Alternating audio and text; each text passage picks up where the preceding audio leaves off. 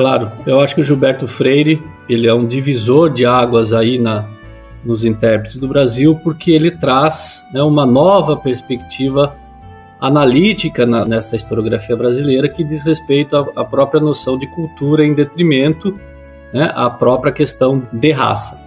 Mas eu acho que é importante, né, quando a gente traz esses intérpretes do Brasil, também falar um pouco da vida desses autores. O Gilberto Freire, né, ele é de Recife, nasceu em 1900, ele vai falecer em 1987. Então todos esses intérpretes do Brasil que nós estamos tratando, eles falecem, né, no final do século XX. Então ele vai ser um autor que terá uma educação esmerada, né, dentro de casa, como era característico dessa classe dominante, digamos, no Brasil. E já nos anos 20, né, começo dos anos 20, ele já vai estudar, né, nos Estados Unidos, e também vai para a Inglaterra, para a Alemanha, França, enfim, é um cara que terá, um autor que terá aí uma formação, né, intelectual bastante importante. E ele, né, como todos os intérpretes do Brasil, eles estão ali ligados à política também. Então ele volta, né, meados ali da década de 20, ele vai ser secretário, né, particular do governador de Pernambuco. Com a Revolução de 30 ele acaba tendo de se exilar. Ele vai ser um cara que em 1946 ele vai se eleger deputado, federal por Pernambuco, pela UDN, né, ali. Ele é um autor que está, como todos os intérpretes do Brasil, fazendo uma junção entre o estudo do Brasil e a sua própria prática política, a sua própria militância política. Bom, eu acho que do ponto de vista, né, historiográfico, como eu havia dito, o Gilberto Freire, ele veja, nós estamos falando de década de 30, né?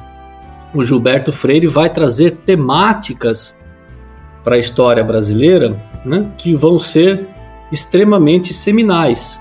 Se hoje essas temáticas como alimentação, sexualidade, cultura material, ou seja, a vida cotidiana, ela é mais quase que hegemônica na historiografia, pensemos ali em 1933, quando ele vai lançar a Casa Grande Senzala.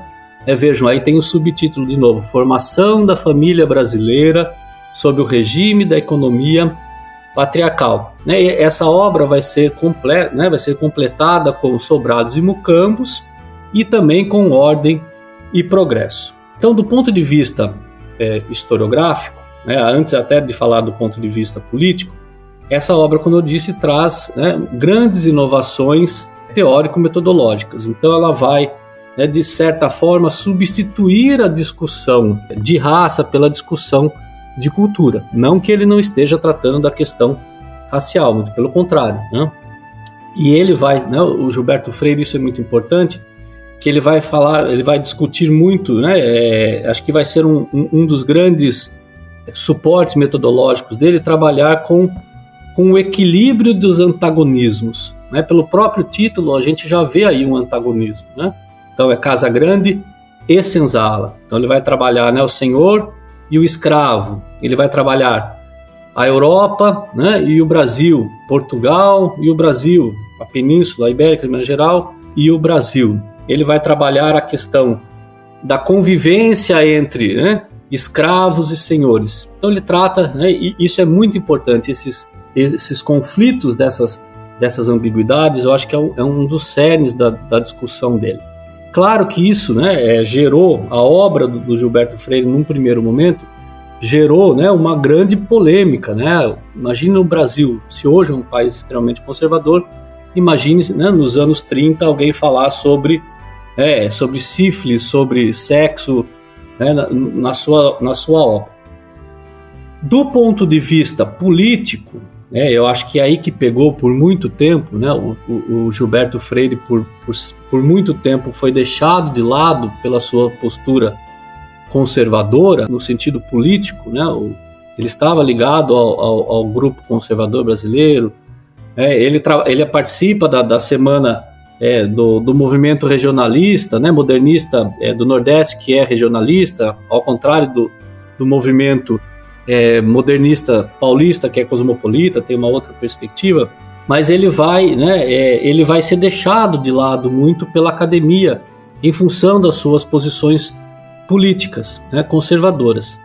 A partir dos anos 70, 80, né, com uma nova perspectiva historiográfica, ele vai, né, passar a ser lido, ele vai passar a ser citado, ele vai passar a ser um autor de peso, porque as temáticas que ele inaugurou lá nos anos 30 vão estar agora nos anos 70, 80, 90 e nos nossos dias bastante atuais.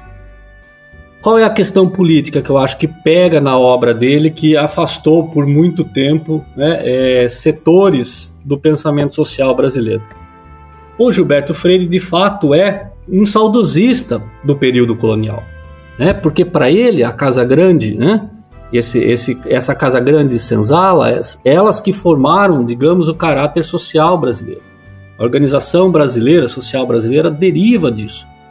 Isso não vai ser exclusivo dele. A gente vai ver que o Sérgio Buarque também tem essa perspectiva. Oliveira Viana, que está escrevendo lá na segunda metade da década de 1910, tem essa perspectiva também. O mundo rural é muito importante. Então, de certa forma, o Gilberto Freire ele é um saudosista do período colonial, que está se tentando fazer, no pensamento social e no pensamento estético, é justamente superar essa herança. E o Gilberto Freire traz essa herança como algo positivo. Então, naquela questão que eu havia salientado, das 3 temporalidades, passado, presente e futuro nessas obras, existe uma teleologia, digamos assim, nessas obras. Parece que o Gilberto Freire é o único autor em que o futuro do Brasil estaria no próprio passado. Então, esse saudosismo dessa organização, que é uma organização de origem portuguesa, o leva a ser deixado de lado. O Gilberto Freire, a diferença dos demais, ele vê como positiva o período colonial, coisa que os outros autores não verão, muito pelo contrário, verão como algo a ser superado. O Gilberto Freire não, ele lamenta a decadência dessa aristocracia fundiária, Para ele isso é um grande problema. Outra questão muito importante, que afasta de certa maneira, a análise sobre o Gilberto Freire por um bom tempo, é o que, a meu ver, é extremamente errôneo, porque não existe na obra, quem lê Casa Grande Senzala verá que ele em nenhum momento fala em democracia racial, a ideia de que o Gilberto Freire inaugura a democracia racial, que o Gilberto Freire vai ser um grande entusiasta dessa relação entre brancos e negros, entre senhores e escravos. Quem ler a obra atentamente, é claro que em alguns momentos ele fala que a situação do negro da Casa Grande é muito melhor até, por exemplo, do que operários ingleses. Mas, por outro lado, ele vai em inúmeras passagens mostrar como havia uma grande violência por parte dos senhores, por parte dos brancos para com os escravos. Então, parece um pouco estranho imaginar que ele esteja falando de uma democracia racial quando ele mostra ali os estupros, mostra a violência, mostra como que as senhoras tinham ciúmes das mucamas e as mutilavam, como inclusive ele vai mostrar que para manter a parede das casas grandes mais sólidas, às vezes até enterravam escravos ali. Então vejam, ele mostra uma série de violências. Então essa ideia de democracia racial, a meu ver, é um erro. E isso causa até hoje um problema para essa nova historiografia, para os pós-modernos, porque como trabalhar Gilberto Freire se ele é um entusiasta da democracia racial?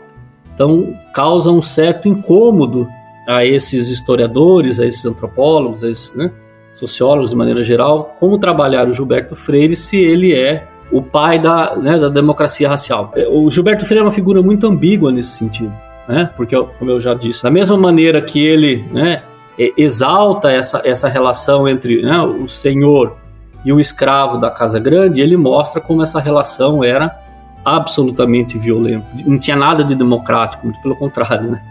Mas eu acho que esse mal entendido aí terá de ser resolvido, porque o Gilberto Freire é um dos precursores dessa historiografia que hoje está em voga. Eu não me lembro se foi o Peter Burke ou a mulher dele que exaltam esse papel inovador do Gilberto Freire lá nos